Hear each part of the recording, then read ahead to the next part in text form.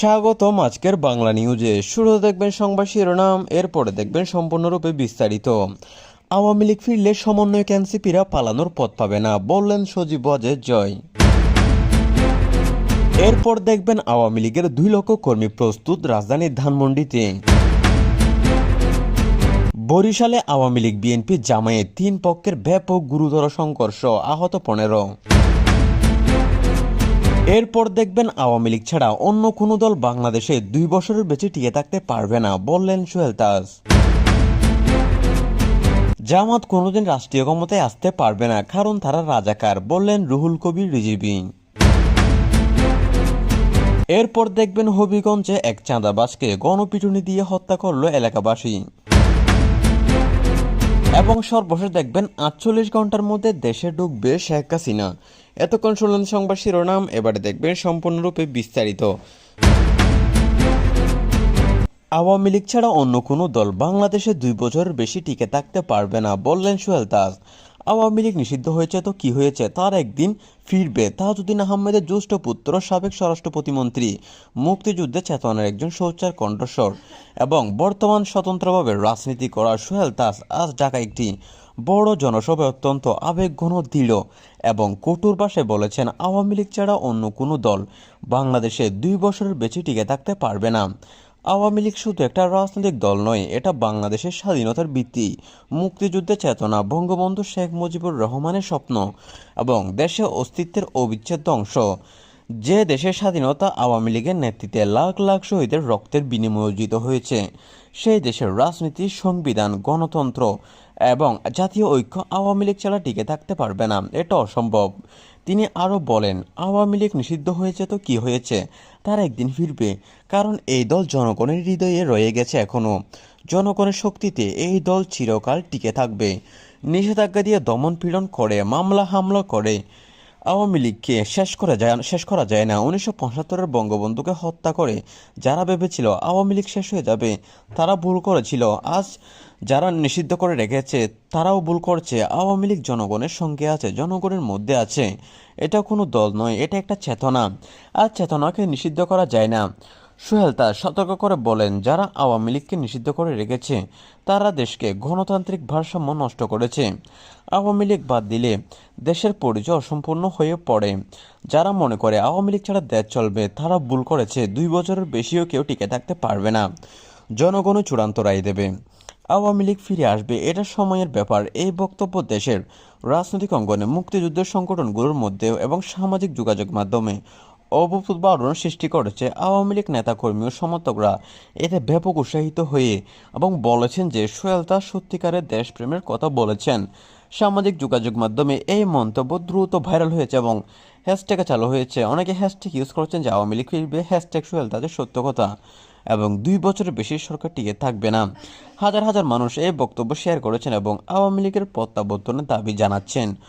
অন্যদিকে অন্তর্বর্তী সরকারের সমর্থক এবং বিএনপির কিছু অংশ এই মন্তব্যকে রাজনৈতিক প্রতিহিংসামূলক এবং অযৌক্তিক বলে তীব্র সমালোচনা করেছেন। তারা বলেছেন যে আওয়ামী লীগের নিষেধাজ্ঞা রাষ্ট্রীয় স্বার্থে করা হয়েছে এবং এটাকে ফিরিয়ে আনার কোনো প্রশ্ন ওঠে না। কিছু বিশ্লেষক মনে করছেন যে সোহেল তাজের এই বক্তব্য আওয়ামী লীগের পুনরুদ্ধানের আন্দোলনকে নতুন করে জাগিয়ে তুলতে পারে।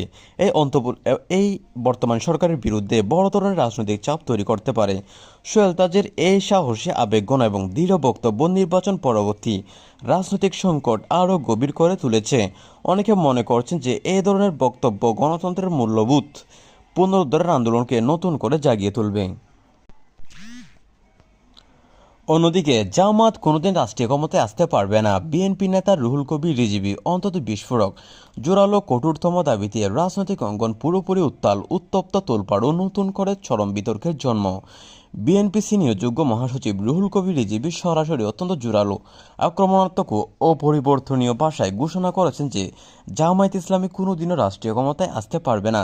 তাদের ইতিহাস, মতাদর্শ, নারীর অধিকার বিরোধী অবস্থান, রাজাকার সমর্থক অভিযোগ, মুক্তিযুদ্ধের চেতনা বিরোধী কার্যকলাপ এবং জনগণের মধ্যে ব্যাপক অগ্রহণযোগ্যতার কারণে এটি সম্পূর্ণ অসম্ভব ও অকল্পনীয়। এই বিস্ফোরণ দাবি রাজনৈতিক মহলে পুরোপুরি উত্তপ্ত, তোলপাড় ও চরম আলোড়ন সৃষ্টি করেছে রুহুল কবির রিজভীর বক্তব্যে জামায়াতকে নারীর অধিকার ক্ষুণ্ণকারী রাজাকার সমর্থক ধর্মীয় চরমপন্থী রাজনৈতিকভাবে চন্নবিচ্ছিন্ন দল হিসেবে চিহ্নিত করা হয়েছে।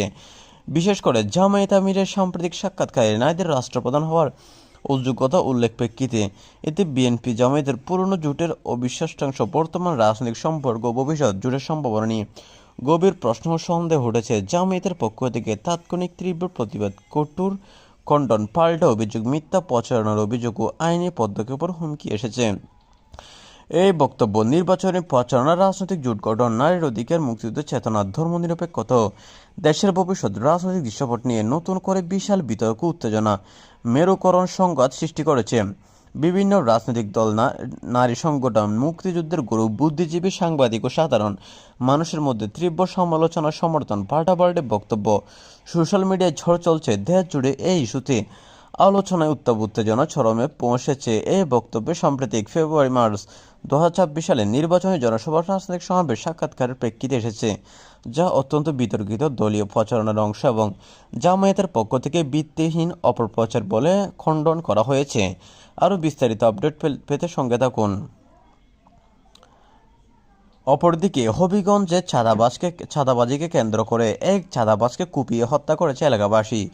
হবিগঞ্জের প্রতিনিধি। হবিগঞ্জের একটি এলাকায় দীর্ঘদিন ধরে চাঁদাবাজি, হুমকি, সন্ত্রাসী কর্মকাণ্ড চালিয়ে আসা এক ব্যক্তিকে স্থানীয় এলাকাবাসী কুপিয়ে হত্যা করেছে। এই ঘটনা এলাকায় ব্যাপক চাঞ্চল্যকর পরিস্থিতি সৃষ্টি হয়েছে। পুলিশ স্থানীয় সূত্রে জানায়, নিহত ব্যক্তির নামে প্রকাশ্যে অনিচ্ছুক এলাকার বিভিন্ন ব্যবসায়ী ও সাধারণ মানুষের কাছ থেকে নিয়মিত চাঁদা আদায় করতেন। তার বিরুদ্ধে একাধিক অভিযোগ থাকলেও আইনশৃঙ্খলা বাহিনীর কঠোর অবস্থান না নেওয়া খুব বেড়েছিল। গতকাল রাত সময় আনুমানিক রাত 9টায় চাঁদা দাবি করতে গেলে এলাকাবাসীর সঙ্গে বাকবিতণ্ড হয়। এক পর্যায়ে উত্তেজিত জনতা ধারালো অস্ত্র দিয়ে তাকে পাতাড়ি কুপিয়ে গুরুতর আহত করেছেন। পরে স্থানীয়রা তাকে হবিগঞ্জ সদর হাসপাতালে নিলে কর্তব্যরত চিকিৎসক মৃত ঘোষণা করেন। এলাকাবাসী জানান, এই ব্যক্তির কারণে আমরা দীর্ঘদিন ধরে অতিষ্ঠ ছিলাম। ব্যবসা বাণিজ্য, দোকানপাট সবকিছুতে তার হস্তক্ষেপ ছিল। পুলিশের অভিযোগ করে কোনো লাভ হয়নি। শেষ পর্যন্ত ধৈর্যের সীমা ছাড়িয়ে যাওয়ার এমন ঘটনা ঘটেছে। হবিগঞ্জ সদর থানার ওসি জানান, ঘটনাস্থল পরিদর্শন করা হয়েছে, লাশ উদ্ধার করে ময়নাতদন্তের হাসপাতালের মর্গে পাঠানো হয়েছে। এই ঘটনায় এখনও কোনো মামলা হয়নি, তবে হত্যাকাণ্ডের সঙ্গে জড়িতদের শনাক্ত করে গ্রেপ্তারের চেষ্টা চলছে। এ ধরনের ঘটনায় এলাকায় শৃঙ্খলা পরিস্থিতি অবনতি ঘটাতে পারে বলে আশঙ্কা করা হচ্ছে।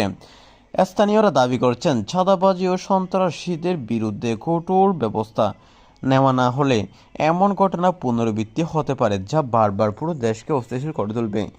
এতে শুধু বাংলাদেশ নয়, আশেপাশে অনেক সমস্যা হবে বলে জানা যাচ্ছেন। এই ছিল আজকের নিউজ। আজকের নিউজটি ভালো লাগলে চ্যানেলটি সাবস্ক্রাইব করে দিবেন। ধন্যবাদ।